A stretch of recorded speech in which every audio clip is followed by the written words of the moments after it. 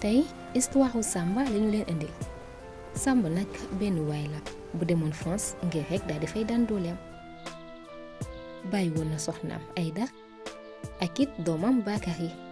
lam leen digoon nag mooy bis bu situation yi changé ñoom ñëpp di leen indi France teg leen ci wetam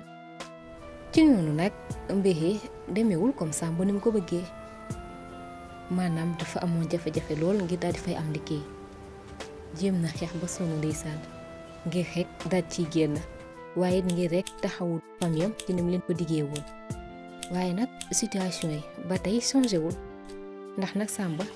dafa sax amoon na jafe-jafe ngir rek daal di taxawu ay soxlay boppam.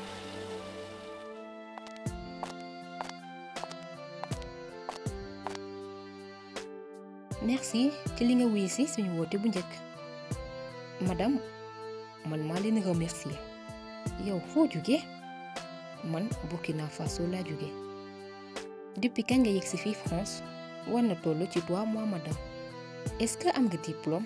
déedéet madame man ab baykat laa woon ci sama réew ndax am nga attestation professionnelle bi wane ni di nga mën a liggéey ci benn domaine déedéet madame est-ce que mën nga lire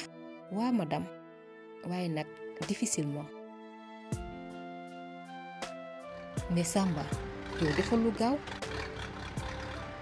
et puis sax ñun du plan bi lañu soxla ci suñu chantier yow ci sa faute la li tax client bi dem yow kese la nu patron mu ne ko ay noppil gis nga boo muytuwul sa liggéey da nga ko fiy ñàkk jamono di dem Samba dem ba rek daal di ñàkk contact bi mu amoon ak famille am yoratul seen numéro xamatul famille am ci lu ñu ne waaye ñoom it xamuñu Samba ci lan la nekk mbir yi nag mu koy dund difficilement dem nag ba am ci gàcce lool ndax nag jaboot bi mu bàyyi ginnaaw te it mënu leen taxawu benn yoon ci seeni soxla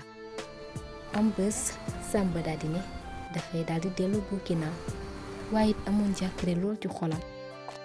ci rek ana naka lay jàkkaarloo ak famiyam ci temps bu yàgg bi mu leen bàyyi te xamuñu ci lu mu ne ñoom it xamuñu ci lan la ne waaye it mësu leen taxawu ci benn soxla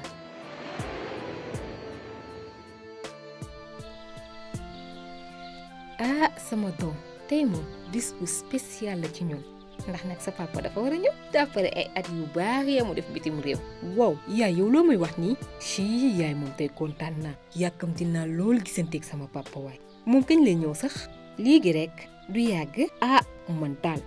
yàkkamti naa gis ko de yaay. déglul dégg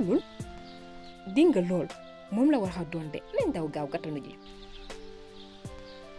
ba mu yeggee nag daal di ne fekk famille am Aïda soxnaam commencé na sax doon màgget ndeysaan ak it doomam Bakary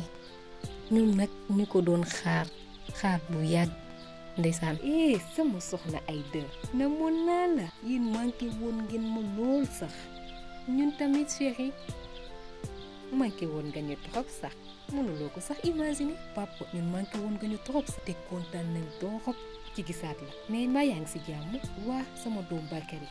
maa ngi si jàmm bu baax te nag am naa ay mbir yu bari yu ma la war a raconter te it am naa yu bari yoo xamante ni war naa ko partager ak yéen. en tout cas yàkkamte nañ lool pour déglu lool waaye nag nañ dem ci biir néeg bu ko defee foofu la ñuy gën a mën a am tranquillité pour mën a waxtaan. alors noo leen def nag naka famille bi fii bàyyi ñëpp yéen a ngi woon ci jàmm. waa chéri ñun ñëpp ñu ngi woon ci jàmm à part que yow rek yaa ñu manqué woon mais nag fi mu nekk nii moom mbir yi dootul nekkati comme avant de comme am nañ la suñu wet. papa man yaakaar naa ni dootoo demati de mbaa di nga des ak ñun. waaw sama doom fi mu nekk nii moom li des ci sama àdduna yëpp ci sama njaboot laa koy passé en tout cas ñun moom kontaan nañu torop ci lañ la amaat ci suñu wet te it ensemble dinañ rattraper bépp temps boo xamante ni jàlloon na. ci noonu nag Samba dem na ba xam ni Ngettete moom temps bi mu def fee yëpp njabootam yi merewuñ ko benn yoon waaye rek seen présence dama ko manqué woon lool ak it seen mbëggeel ci noonu nag soxnaam ak it doomam ñoom ndeysaan merewuñ ko ci lenn ci nag li mu réussir wul viom ca France waaye nag dañ ko comprendre amit mbégte loola ci liñ ko amaat ci seen wet